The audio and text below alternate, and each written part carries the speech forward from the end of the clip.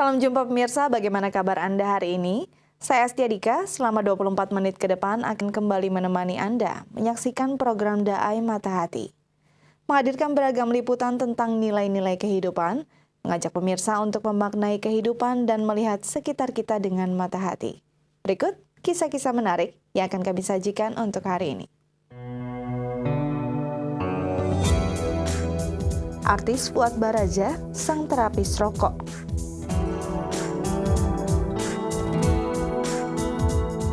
Memberdayakan kerajinan rakyat melalui SKI.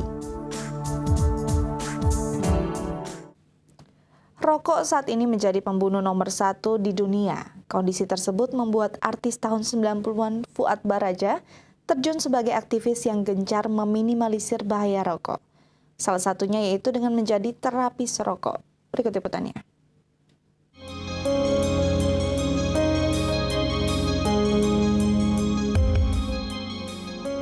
Setiap 8 detik satu orang meninggal dunia akibat rokok.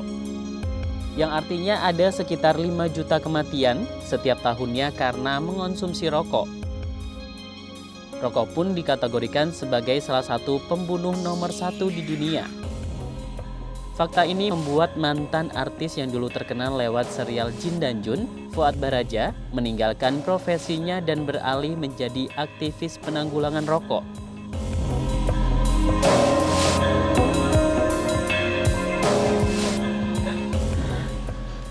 Upaya Fuad tidak hanya berhenti sebagai aktivis di Komisi Pengendalian Tembakau.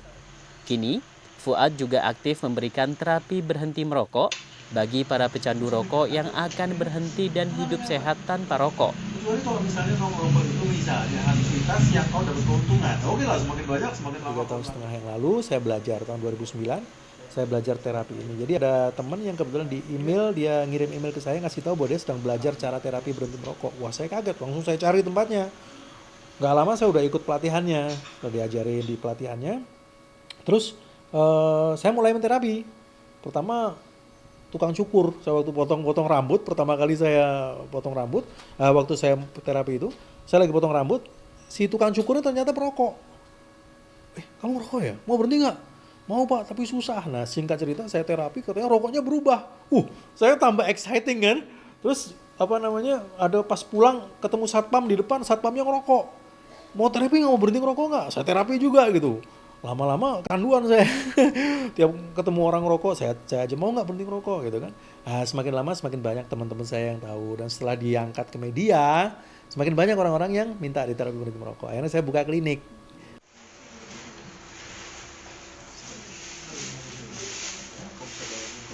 Terapi yang ia jalankan sejak 2009 lalu ini menggunakan metode Spiritual Emotional Freedom Technique atau dikenal dengan SEFT. Sebelum memulai terapi, Fuad berbincang dengan pasiennya untuk memberikan informasi tentang bahaya rokok.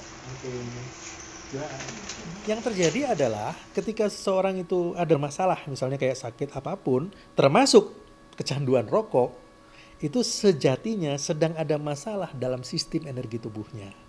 Nah, terapi ini memperbaiki sistem energi tubuh yang bermasalah. Artinya aliran energi tubuh yang bermasalah tadi diterapi kembali normal. Makanya orang yang merokok merasakan nikmat itu sudah kecanduan.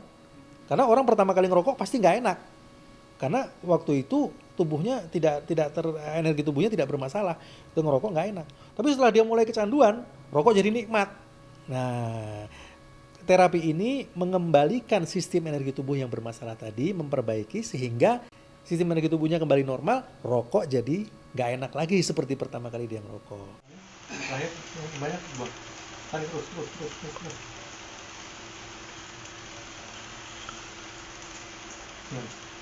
Dapat. Iya.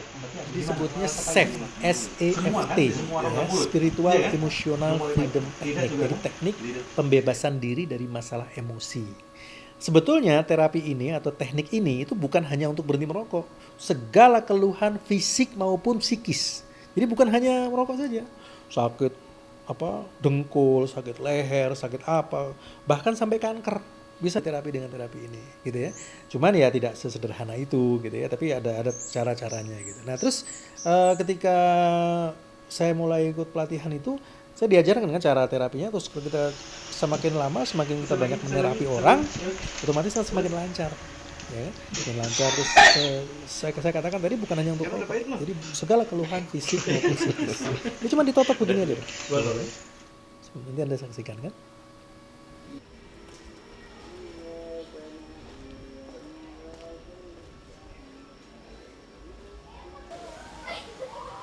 Seperti Ramadika, salah satu karyawan swasta ini datang untuk menjalani terapi berhenti merokok.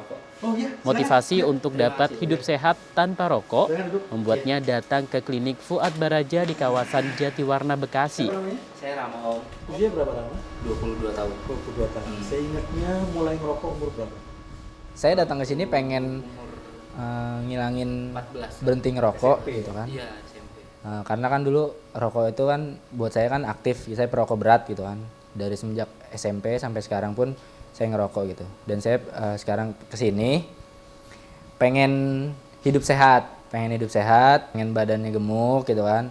Pengen diterapi di sini. Sip lagi.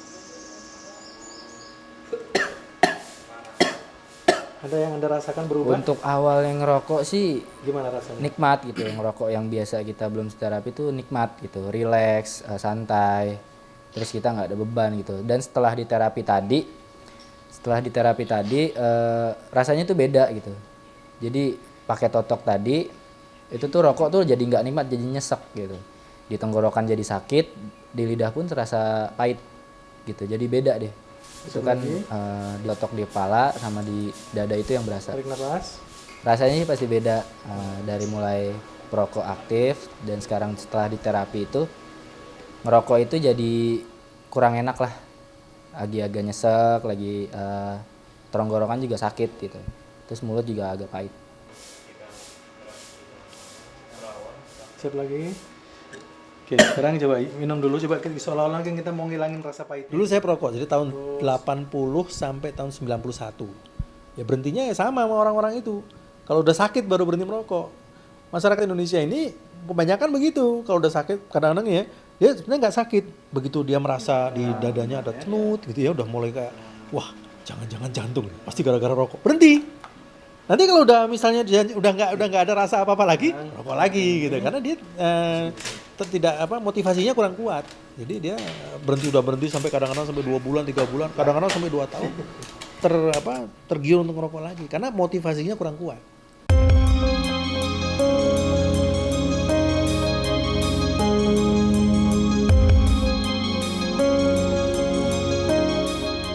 Lebih baik mencegah daripada mengobati.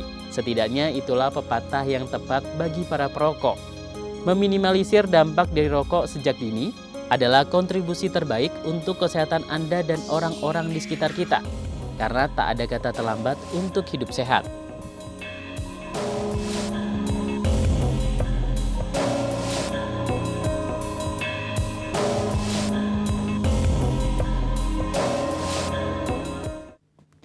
Siapa sangka seorang sarjana hukum malah berhasil di dunia seni kerajinan tangan.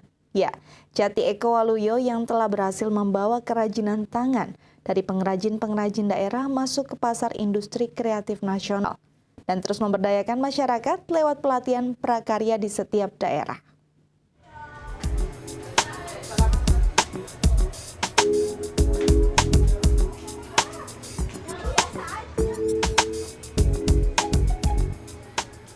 Berkembangnya usaha kecil menengah atau UKM di tengah masyarakat masih belum dibarengi dengan kesejahteraan mereka yang terlibat dalam industri tersebut. Tidak jarang UKM yang awalnya berkembang baik ada yang putus di tengah jalan karena kurangnya kemampuan mengatur usaha agar tetap bertahan dan memberi nilai ekonomis.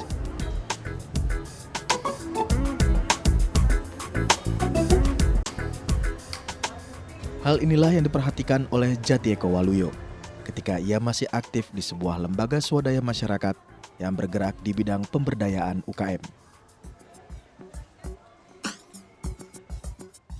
Kendalanya saya begitu masuk Jakarta dulu kan saya jual perak. Ketika dalam sebulan pameran ternyata perak itu lakunya cuma 30%, dari 25 juta dapat. Akhirnya ternyata di Jakarta kerajinan. Akhirnya saya buatlah kerajinan. Tapi saya jual kerajinan tidak jual retail. Saya jual ke pedagang yang ada di Jakarta. Jadi pedagang yang ada di Jakarta itu terutama yang dengan 1-2 juta sudah bisa usaha. 1-2-5 juta udah bisa jualan produk kreatif. Agar para pelaku UKM ini dapat merasakan manfaat dari usaha yang mereka gagas, Jati Eko Waluyo mendirikan Sentra Kerajinan Indonesia atau SKI. Selain sebagai akses bagi para pengusaha UKM dari berbagai daerah untuk memasarkan produk mereka, SKI juga memberi berbagai pelatihan untuk menghasilkan suatu produk kreatif yang bisa dirasakan manfaatnya oleh masyarakat luas.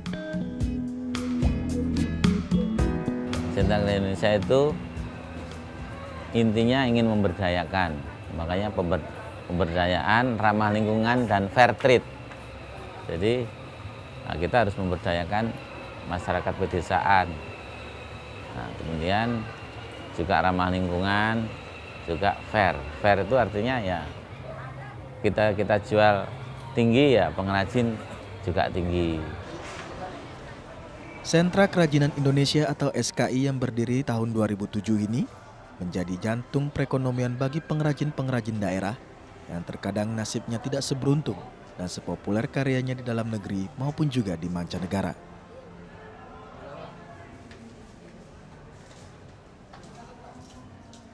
Saya mau cuti. Sebelum cuti saya mau beli oleh-oleh untuk teman karena semua ini barang itu aneh sekali untuk Rusia. Tidak pernah lihat orang di sana. Dari Jogja dan sekitarnya, kemudian dari Jember, kemudian sebagian Madura, sebagian ada yang dari Bali. Dalam pelatihannya, SKI yang didirikan Jati Eko Waluyo bekerja sama dengan Dinas Pariwisata DKI Jakarta. Dalam setiap pelatihannya, SKI selalu memanfaatkan limbah-limbah industri untuk diolah menjadi kerajinan tangan seperti souvenir yang bernilai ekonomi dan inovatif.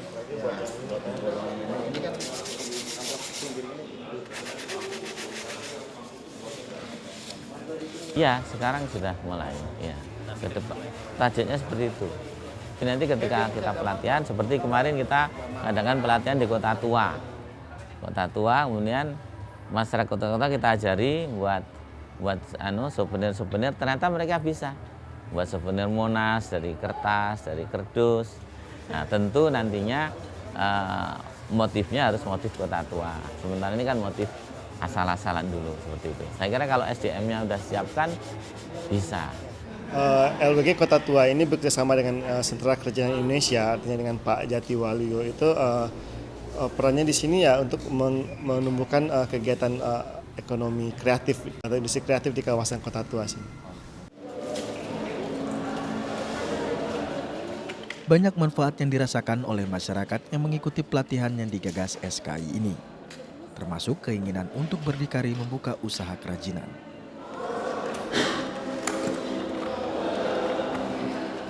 Iya, keinginan saya begitu. Kalau udah benar-benar mahir gitu ya, saya pengen buka usaha sendiri.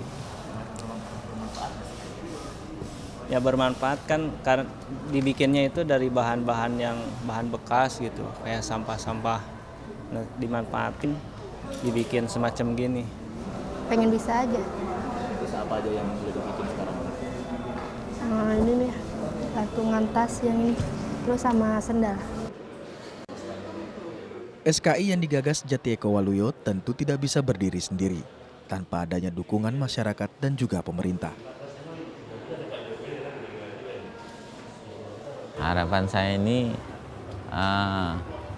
mari kita bangun Indonesia ini dengan produk kreatif dan terutama para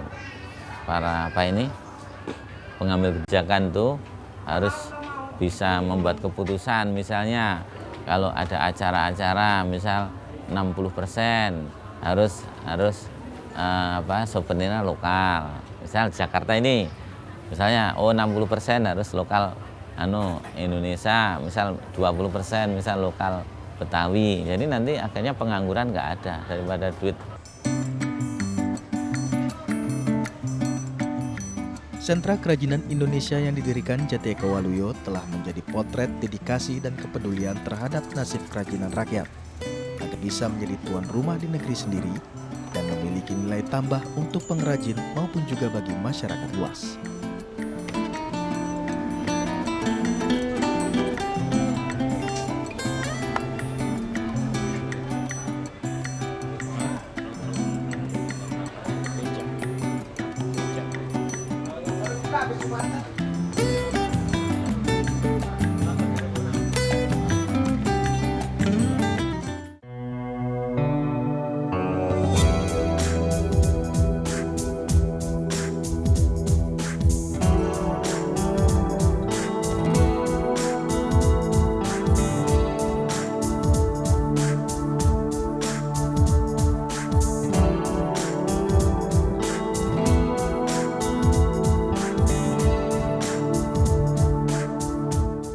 Tak semua orang bisa mengakses buku yang berkualitas, entah karena harganya yang relatif mahal atau ketidaktahuan mereka. Kondisi inilah yang membuat Nasti Reksodi Putro berinisiatif mendirikan Yayasan Kelana, sebuah komunitas yang bergerak di bidang literasi. Perpustakaan Kelana membuka kesempatan untuk mengakses beragam buku berkualitas bagi generasi muda secara gratis. Komunitas ini pun berkeliling ke berbagai tempat yang tidak memiliki sarana perpustakaan.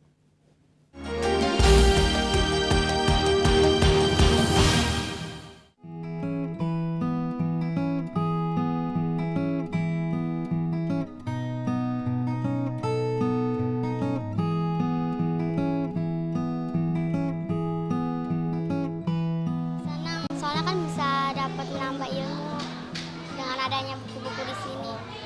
Kalau kamu sendiri buku-buku apa nih yang kamu suka? Terus teman-teman biasanya suka buku apa? Buku pelajaran apa buku bacaan komik kayak gitu? Buku pelajaran kebanyakan yang di sini disukanya.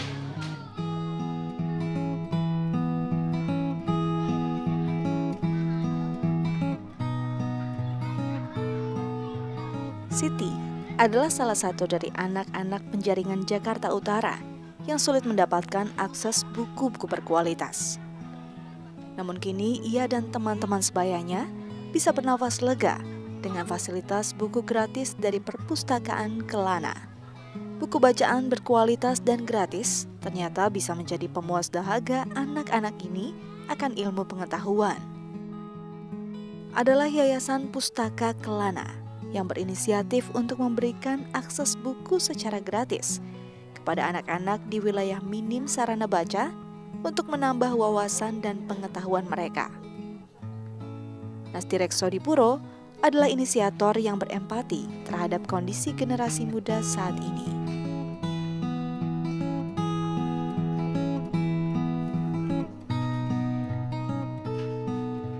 Yang pertama adalah saya sendiri. Lalu saya mengajak 3 orang teman, sama-sama dosen di UI, dan 2 dosen dari UI dan 1 dari suatu perusahaan, untuk sama-sama mendirikan perpustakaan untuk anak-anak. Karena 16 tahun yang lalu belum ada perpustakaan anak-anak. Perpustakaan yang ada hanya perpustakaan umum. Ada bagian untuk anak-anak di sana, tetapi khusus perpustakaan anak-anak belum ada.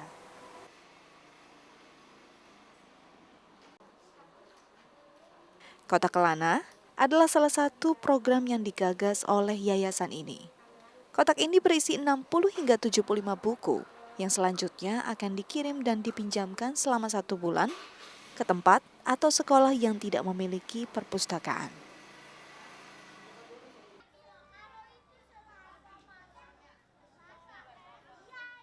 Salah satu sekolah yang mendapat bantuan Kota Kelana yaitu Sekolah Anak Jalanan di bawah kolong tol Penjaringan Jakarta Utara yang setiap Sabtu berebut buku dari Kotak Kelana ini.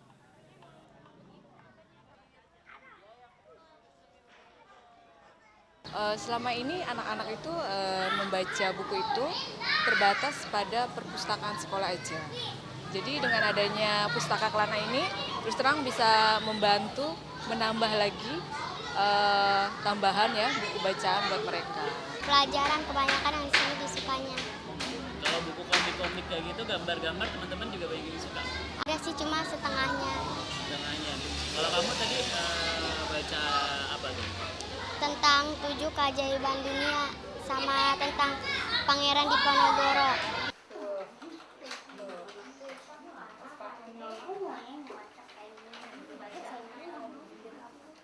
Yayasan Pustaka Kelana berdiri sejak 1996 dengan menyediakan buku-buku berkualitas berbahasa Indonesia, Inggris, serta bahasa asing lainnya.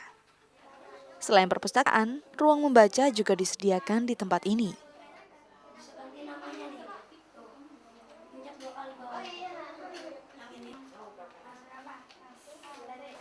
Jumlah koleksi di perpustakaan Yayasan Pustaka Kelana ada 13.000 eksemplar atau kira-kira 11.000 judul. Terdiri dari buku ilmu pengetahuan dan fiksi untuk anak, remaja, dan dewasa. Jumlah koleksi tersebut 75% dalam bahasa Indonesia, 25% dalam bahasa Inggris. Kami tidak mengumpulkan buku pelajaran dan komik.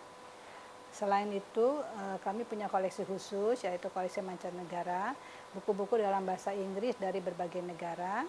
Kemudian ada juga buku cerita bahasa Jepang yang telah diterjemahkan ke dalam bahasa Indonesia oleh ibu-ibu orang Jepang yang pernah tinggal di Indonesia. Saya kalau di perpustakaan suka membaca bersama teman-teman dan mewarnai, menggambar bersama teman-teman yang lain.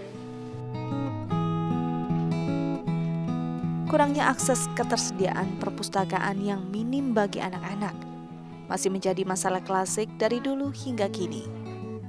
Yayasan Pustaka Kelana dengan kotak kelananya adalah kepedulian akan akses informasi dan pendidikan bagi mereka yang sulit mendapatkan buku bacaan yang berkualitas.